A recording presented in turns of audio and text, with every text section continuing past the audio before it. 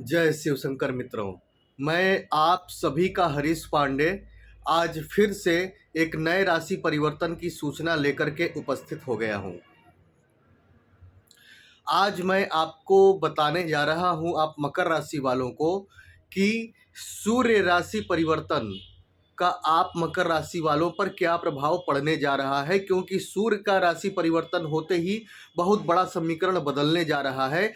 30 साल बाद शनि और सूर्य एक घर में होने जा रहे हैं, तो इस घटनाक्रम का आप पर क्या प्रभाव पड़ेगा मैं ये आपको बतलाने के लिए आया हूँ। वीडियो में आप सभी बने रहिएगा, वीडियो स्किप मत कीजिएगा। वीडियो शुरू करने से पहले एक आवश्यक सूचना कि यदि आप मेरे माध्यम से अपनी समस्याओं का समाधान चाहते हैं, अपनी कुंडली दिखवाना चाहते हैं, तो आप मेरे व्हाट्सएप नंबर पर मैसेज करें। मेरा व्हाट्सएप नंबर है 8540096730। ये नंबर मैं डिस्क्रिप्शन बॉक्स में भी दे दूंगा। मित्रों, डायरेक्ट कॉल न करें, मैसेज करें, ठीक है। अब चलिए मित्रों, विषय की करते हैं शुरुआत। ग्रहों के राजा सूर्य, आत्मविश्वास के कारक सूर्य, आत्मा और पिता के कारक सूर्य 13 फरवरी की सुबह में ही अपनी वर्तमान मकर राशि को छोड़ करके शनि भगवान की मूल त्रिकोण राशि कुंभ में प्रवेश करने जा रहे हैं और यहाँ पर वे 15 मार्च तक रहेंगे।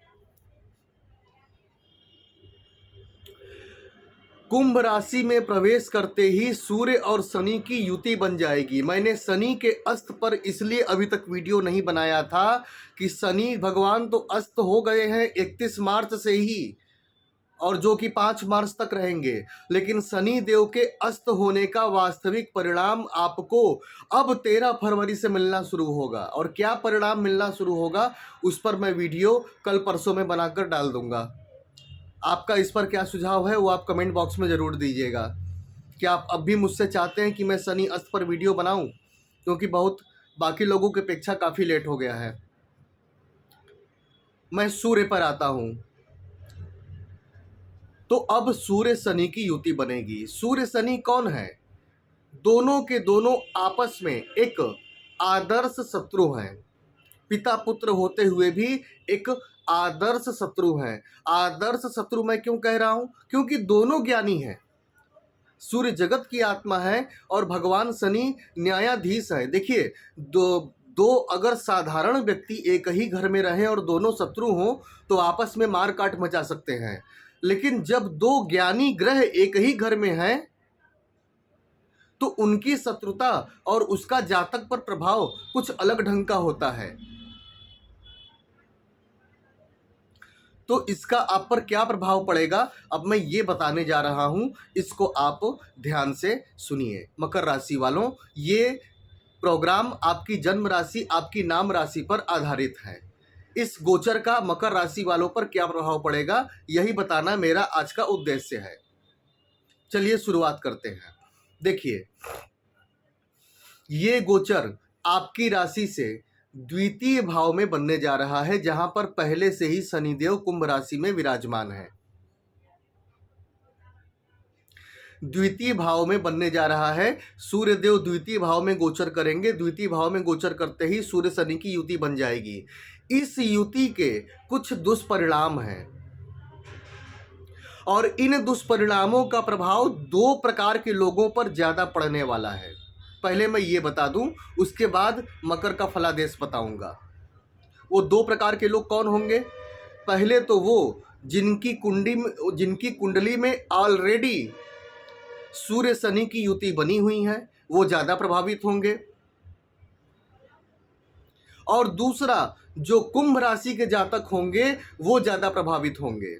बाकी तीसरे स्तर में जितने भी लोग हैं उन पर इसके दुष्प्रभाव कम पड़ेंगे। भाई, दुष्प्रभाव तो होगा ही होगा। दो शत्रु एक घर में आ रहे हैं तो दुष्प्रभाव तो होगा ही होगा। अब चलिए जानते हैं क्या दुष्प्रभाव होगा और क्या फायदा होगा। फायदा पहले मैं बताता हूं।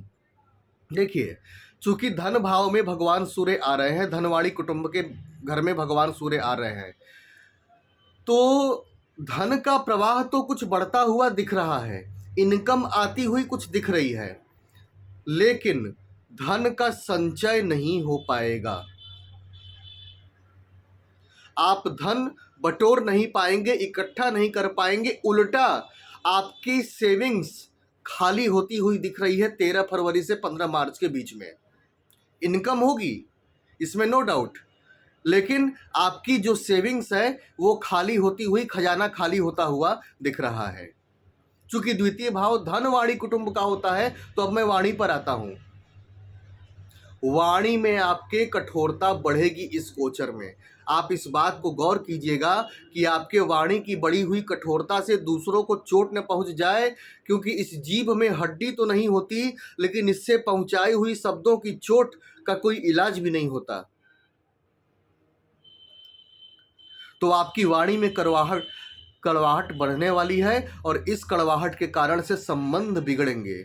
इस गोचर में सबसे बड़ा नुकसान ये होगा कि पारिवारिक और सामाजिक तौर पर संबंधों का नुकसान होगा। चूंकि तीसरा है कुटुंब, धन वाणी का हो गया, अब कुटुंब। अब कुटुंब के मामले में क्या है कि जिन भी मकर राशि वालों की कुंडली में सूर्य शनि युति बनी हुई है, पक्का उनके घर में गृह कलेश होगा ही होगा, घर में मतभेद बढ़ेगा ही बढ़ेगा। एक सदस्य दूसरी तरफ जा रहा है तो दूसरा तीसरी तरफ जा रहा है, सभी अलग अलग दिशा में अपने अपने विचार को लेकर मतैक्यता नहीं बन पाएगी, एक मत नहीं बन पाएगा। ये अलग ही माहौल बनेगा सूर्य शनि की युति से, जिनकी कुंडली में सूर्य शनि की युति पहले से बनी हुई है। बाकी लोगों पर उतना ज़्यादा बैड इफेक्ट नहीं आने वाला, पहले बता दे रहा हूँ मैं। इसीलिए आप अपनी कुंडली चेक करा लें कि कहीं आपकी कुंडली में सूर्य शनि युति तो नहीं है। तो सॉरी, मैं व्यवधान के लिए क्षमा चाहता हूं, वो मोबाइल स्टैंड से छूट करके गिर गया। 1 मिनट, थोड़ा सा आप धैर्य रखें, बस मैं अभी विषय को शुरू करता हूं। तो रिश्तों के लिहाज से ये गोचर ठीक नहीं है। धन संचय के लिहाज से ये गोचर ठीक नहीं है। अब स्वास्थ्य की दृष्टि से अगर ले लें, तो स्वास्थ्य की दृष्टि से आपको अभी तक जो सूर्य देव मकर राशि में चल रहे थे, तो मकर राशि में चलने के कारण जो आपको पेट की समस्या ज़्यादा रहती थी, अब आपको पेट की समस्या में धीरे धीरे रिलीफ मिलना शुरू होगा। ठीक है, अब आपको पेट की समस्या में धीरे धीरे रिलीफ मिलना शुरू होगा, उससे आप निजात पाएंगे। लेकिन स्वास्थ्य के मामले में हृदय रोग, हड्डी से संबंधित बीमारियां और आंखों की समस्या आपको परेशान कर सकती है। चूंकि शनि सूर्य पिता पुत्र है और एक ही घर में बैठेंगे, तो दोनों में द्वेष बढ़ेगा, तकरार बढ़ेगी। अतः उसका प्रभाव आप पर यह पड़ेगा कि आपके घर में आपके पिता से मतभेद बढ़ सकते हैं, तकरार बढ़ सकती है, और पिता की चिंता बढ़ सकती है। पिता का मानसिक सुख थोड़ा कम हो सकता है, आपके पिता का स्वास्थ्य भी कुछ गड़बड़ हो सकता है। आपको अपने पिता का ध्यान रखना होगा और अपने पिता से मतभेद की स्थिति नहीं लानी होगी। इसका आपको ध्यान रखना है बहुत अच्छे से। और दूसरी बात, जो लोग शेयर मार्केट और स्टॉक मार्केट में निवेश करना चाहते हैं, वे निवेश न करें इस गोचर काल में। और एक बात ध्यान रखें, ये गोचर पीरियड ऐसा है ना कि इसके लिए कहावत है कि जैसे बैठे बिठाए मुसीबत आ जाना। मतलब कि सड़क पर आपको संभल कर चलना है, और सड़क पर आपको यदि आप वाहन चलाते हैं तो वाहन भी आपको संभाल कर चलाना है।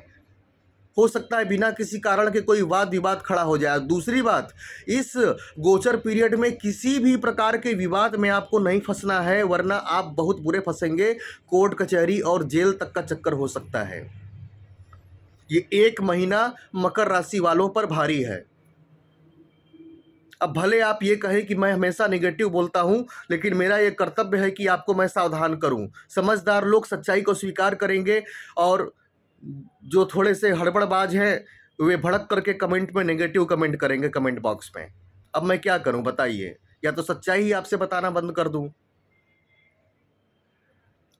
संतान पक्ष से आपको खुशखबरी मिल सकती है, संतान से आपको सुख मिल सकता है। ठीक है, अब तो ये रहा गोचर का फल।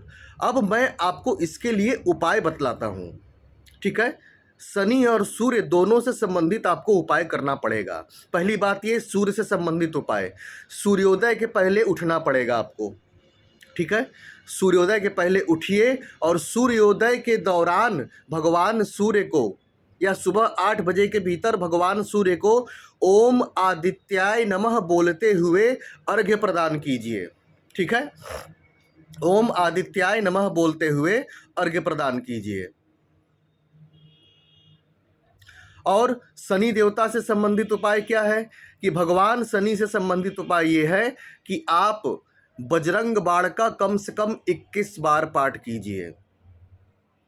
बजरंग बाण का कम से कम 21 बार पाठ कीजिए, या किसी बंदर को गुड़ चना खिलाइए। किसी या गुड़ चना के अलावा आप जो भी उसको खिला पिला सकते हो, केला आप खिला दीजिए या कोई फल फूल खिला दीजिए, उसकी सेवा कर दीजिए। ठीक है, इस उपाय से आपको राहत और शांति मिलेगी और ये गोचर का पीरियड संभाल कर बिताना है।